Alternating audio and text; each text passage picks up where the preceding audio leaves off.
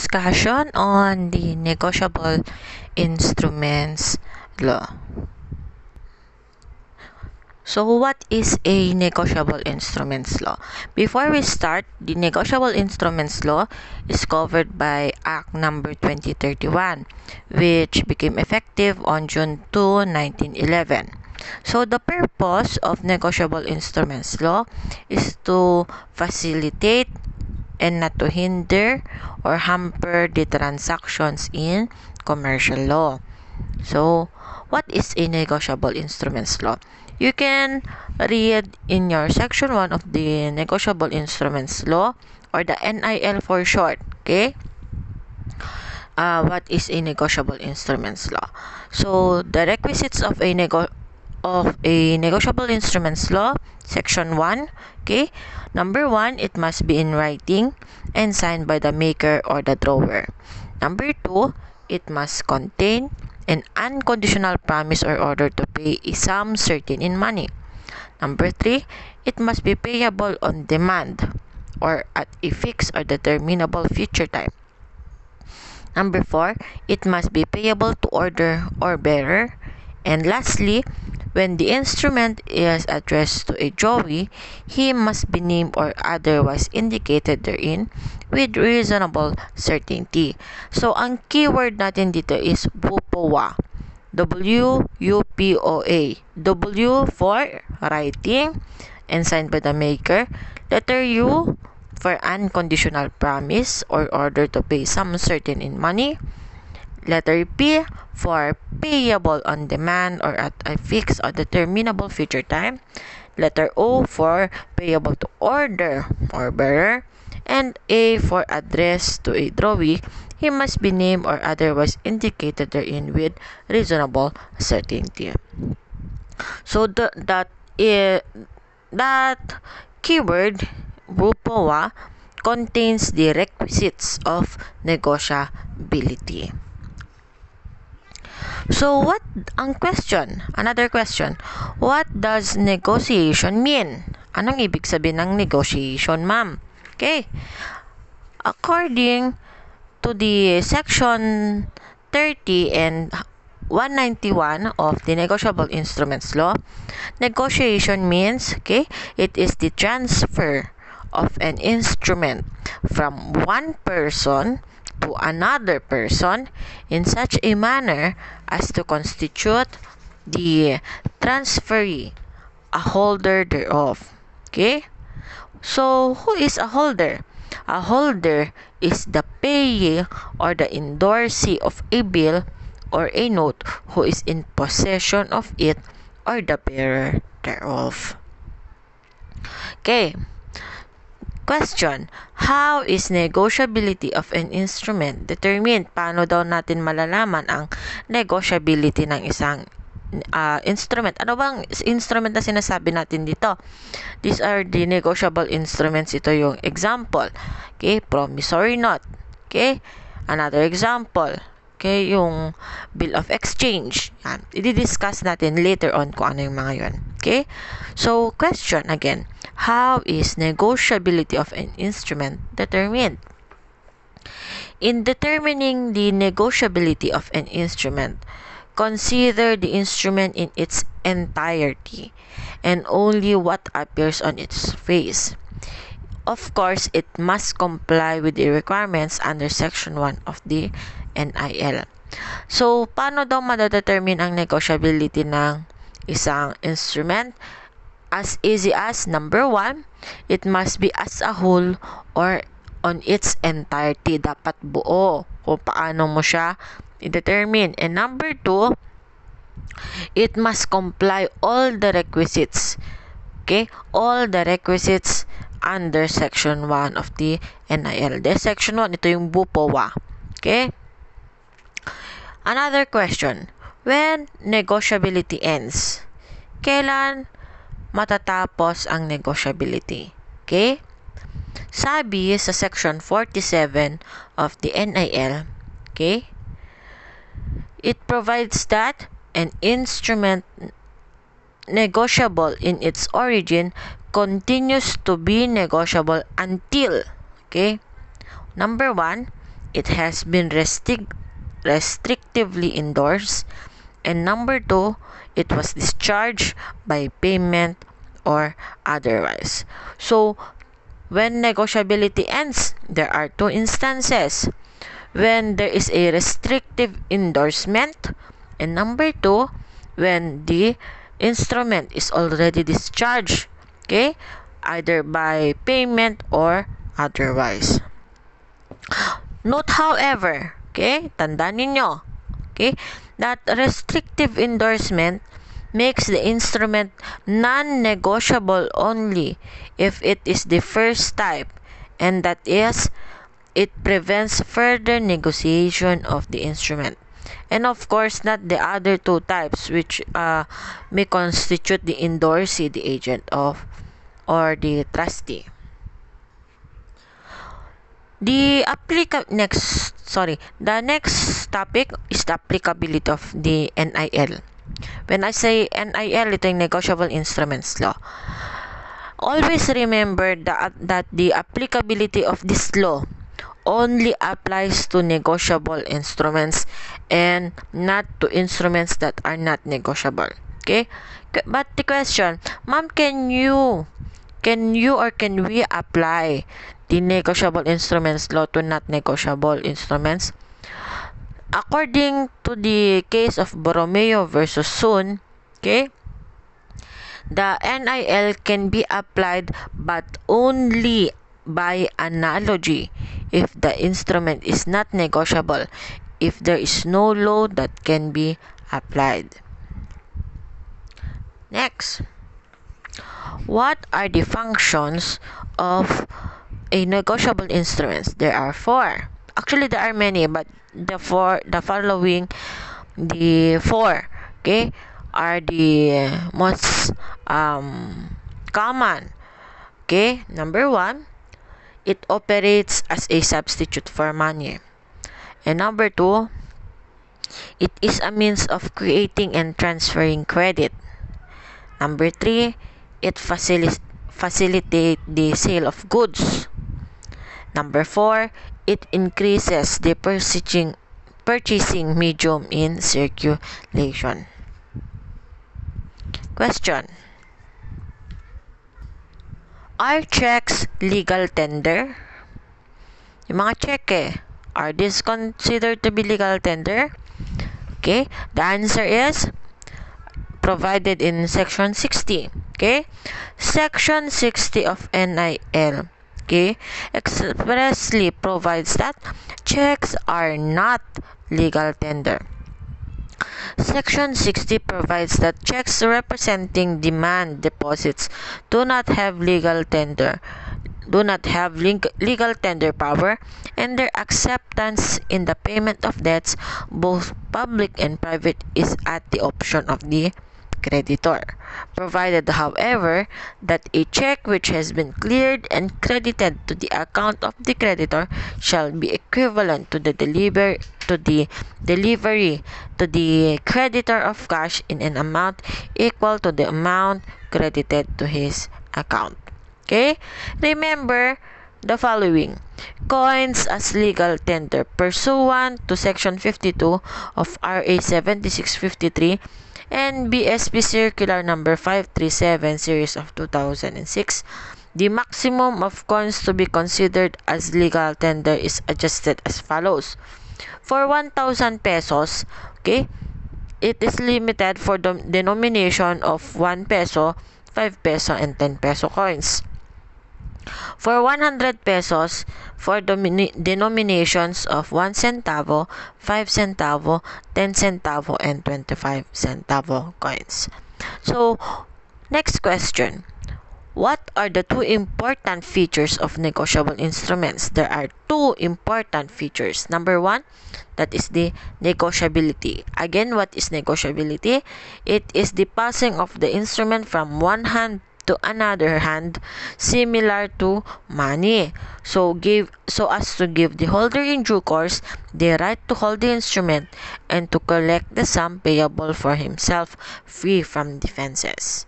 Number 2, okay, another important feature is that accumulation of secondary contracts. Anong ibig sabihin nito? So, secondary contracts are picked up and carried along with them as they are negotiated from one person to another, or in the course of negotiation of a negotiable instrument, a series of juridical ties between the parties thereto arise either by law or by privity. So there are many kinds of bill of exchange, okay, but before that we go first to the general kind, which is the bill of exchange and a promissory note. So a bill of exchange is defined in your section 126, while a promissory note is defined in your section 184. Kung mapapansin niyo, palaktaw-laktaw po ako ng sections kasi nga i-discuss natin ng buo ang bill of exchange. Kasi kung sisimulan ko sa section 1, okay, baka hindi tayo makarelate kasi nga yung mga definitions. So, a bill of exchange as defined in your section 126, okay? A bill of exchange is an unconditional order in writing addressed by one person to another, signed by the person giving it, requiring the person to whom it is addressed to pay on demand or at a fixed or determinable future time a sum certain in money to order or to bearer. Ano naman po ang promissory note? A promissory note is a negotiable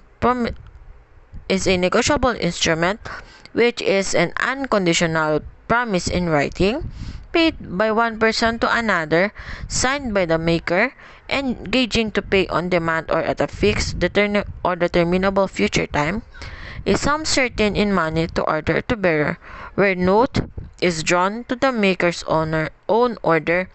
It is not complete until endorsed by him. That is provided in your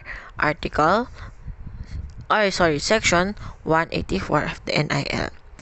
There are many kinds of negotiable instruments.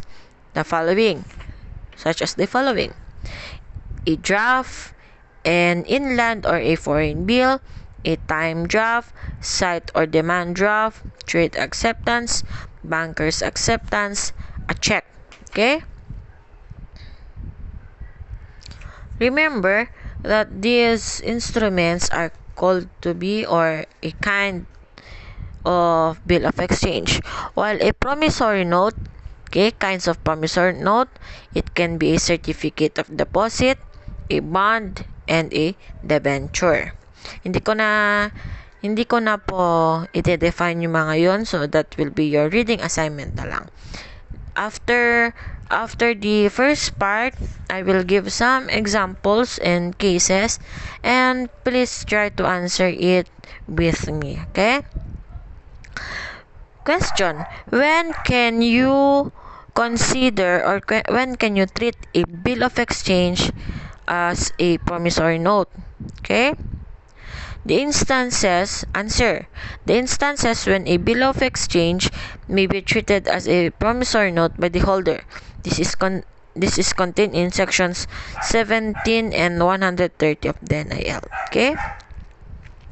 The number 1, okay, the drawer and the drawee are the same person. Number 2, the drawee is a fictitious person. Number 3, the drawee has no capacity to contract. And number 4, the instrument is so ambiguous that there is doubt whether it is a bill or a note. Okay? So what are the difference between the two? Okay? A promissory note and a negotiable instrument bill of exchange. In a promissory note, it is an unconditional promise. Sa bill of exchange, it is an unconditional order. Another one, in a promissory note, there are two parties. In a bill of exchange, there are at least 3 parties. Next, in a promissory note, the maker is the primary person liable. In a bill of exchange, the drawer is secondarily liable. And lastly, in a promissory note, there is only one presentment, okay, and that is payment. Whereas in a bill of exchange, there are two presentments, that is acceptance and payment. Next question. Do you consider the following commercial instruments law negotiable or not? Let's go with a cross-check. Is cross-check negotiable instrument? Okay? Accordingly, okay, a cross-check is a negotiable instrument. Why? Okay? Because it complies with the requirements in your section 1 of the NAL. But of course, it is issued only for a special purpose and can be negotiated once. Okay? So, ang cross-check, negotiable instrument po siya, pero, okay, it is only for a special purpose and can only be negotiated once. How about a trade acceptance? Ano tong trade acceptance? Okay? The answer, it is also a negotiable instrument. Okay? It is a bill of exchange addressed by the seller of the goods to the buyer. However, Section 1 must be complied with. Number 3. Money order, negotiable or non-negotiable? Money order is non-negotiable, as it is governed by the postal rules and regulations, which may be inconsistent with the NIL, and it can only be negotiated once. Number 4. Warehouse receipt. Okay? A warehouse receipt is also not negotiable because under the NIL, okay, it is for the same reason as that of the bill of lading. How about a pawn ticket?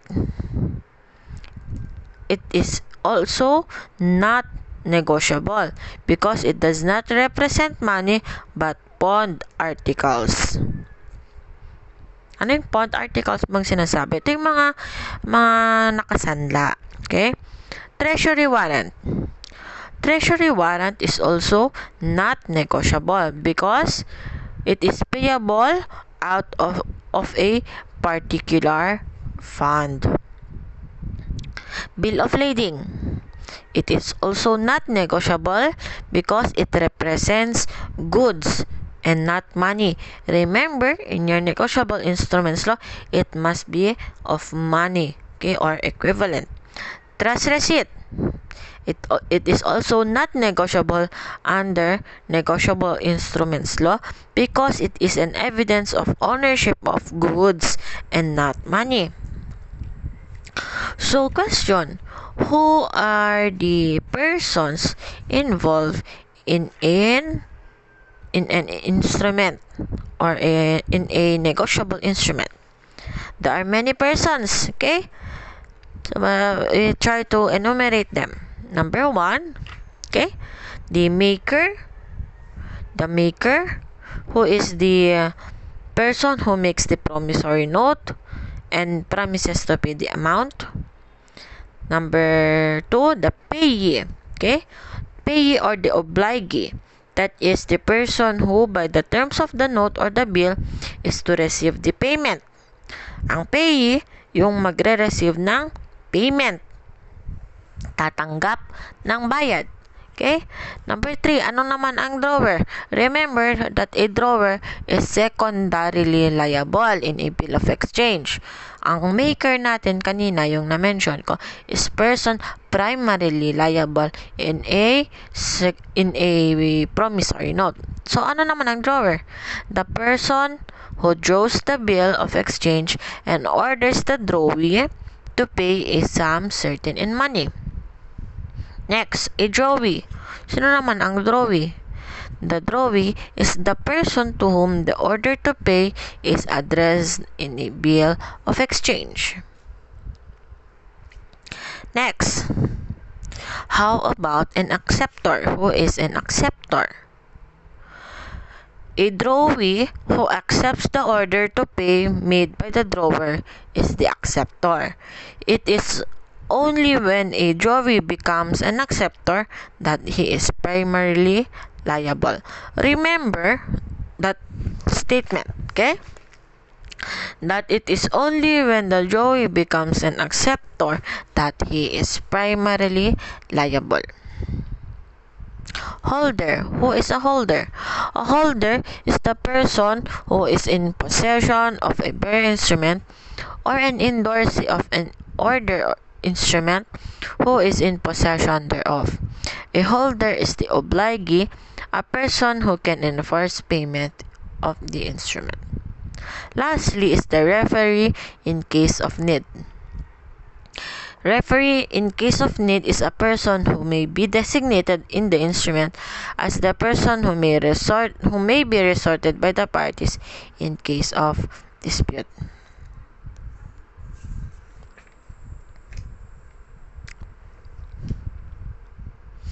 So what is the difference between a negotiability and assignability?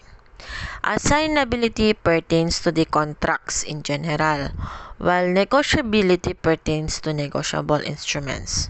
Okay?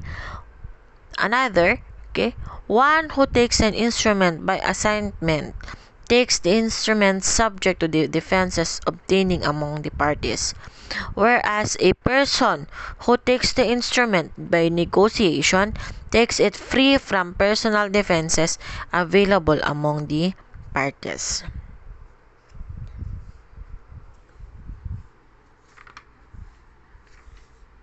So that ends the first part of the discussion on the negotiable instruments law.